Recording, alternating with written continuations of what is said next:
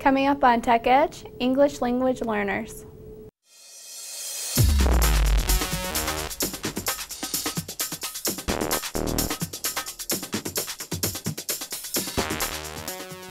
Hi, I'm Guy Trainin. And I'm Amanda Hall. And this is Tech Edge. And today we're going to talk about apps that will work for English language learners. Those are kids or adults who learn English as a second language or as a foreign language. There's somewhat of a distinction there. But what we really want to show you today are some apps that will work with younger audiences as well as with somewhat older audiences. And this is partially based on a request we got from a Mexican teacher who's watching our show and really wanted us to address this issue, and here we are addressing it. So if you do write to us, we will try to accommodate as much as we can. And the first app we're going to talk about is called Fun English. And the reason I like this app is because it really allows kids to have fun playing with the iPad. If we take colors, there are multiple games you can use to learn colors. And so we'll use, for example, this one, Listen and Play. And in this one, and I'll turn my iPad so you can see this. But first you start by having only one, and it says the color. So it walks you through the steps. Green. Blue. And now I have to make a decision. Green. So it gives you negative feedback, and it allows you to learn while having fun. So that's one game, and you can replay that. Or you can go to a different game, let's say the memory game, or, well, let's try the memory game. It's a classic memory game, and you can see that it plays a little bit with how the iPad is used, but I still think that that's worth doing. And now it's got multiple colors. It's got the lovely music to go along. Orange. Brown. So is there different levels than with this? There are different levels. You have to pass the level. Round. And you can see that it allows you to play, and the game actually works the way the memory games always work, but there's that audio feedback that is very, very clear and very, very good that allows kids to have multiple exposures to those words. The second app I want to talk about is called Picture Dictionary. What you get is you get words and a picture to go with them. So when you press on the word, Bill had 7 sheep. so this is had, and there's a picture, and there's a sentence, and you can also record yourself saying the sentence. So I press the record button. Bill had 7 sheep. And you can listen to yourself.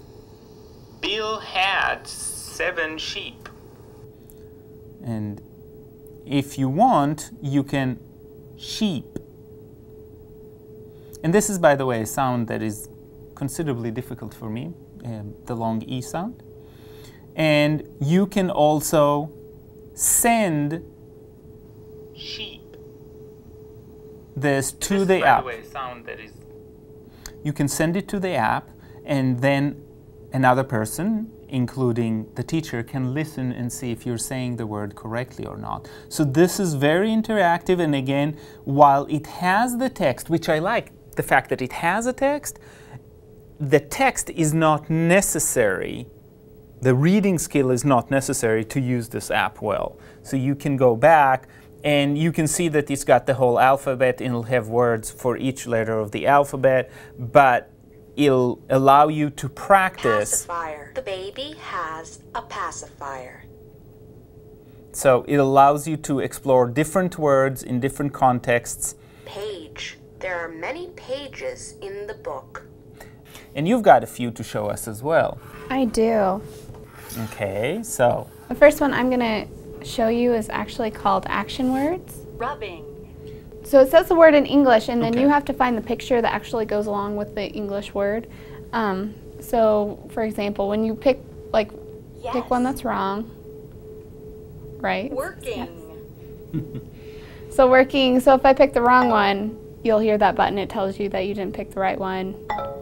Again. Good work. And what I like about this one in action words is the fact that action words, verbs, are one of the hardest things to show in pictures because you got to show action. It's so much easier when you show a thing, a flower, an elephant, whatever it is. It's much easier. Nouns are easier. Verbs are harder. So this really attempts to capture that in action, which I think as teachers, it's actually harder for us to produce those than to produce, I can bring an apple and say, this is an apple, or a picture of an apple. This is a little bit harder to find, so seeing it in an app is really nice. Next app I'm going to talk to you about is called EF High Flyer. And EF High Flyer is a kind of a great interactive game for students learning. And you can see that they give you different choices on how you want to learn the words. So we're going to pick multiple choice. Run. So you can go through and it gives you all the vocabulary and it gives you pictures along with the word and they tell you. Read. And the two things that I like here, first of all, I think that